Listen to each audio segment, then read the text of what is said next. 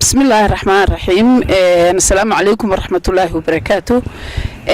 سفرك وجدد سفرك يجو حويه هرت هدرتو هدي لها يراهو عاصمة سوماليلاند هرقيسان نتجينا طبعاً أنا قصيدة لنا ما أنت أربعة ضلقة يا بين أنا بحنو وأنا بحنا يوغندا ودنك يوغندا هدي لها يراهو كل برشة iyo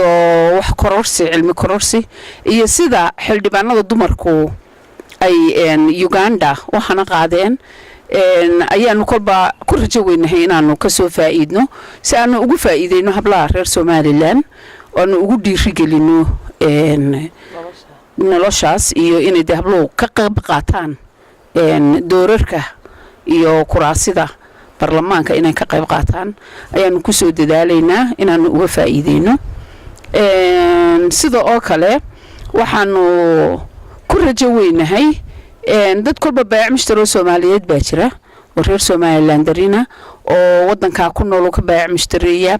taa laftigeeda badaal ma aanu nahay gudida wadooyinka waxaanu ku rajo weynahay inaanu la kulanno aanu midho ka soo dhalino haddii Ilaahay yiraahdo. Assalaamu calaykum waraxmatullaahi wabarakaatuh.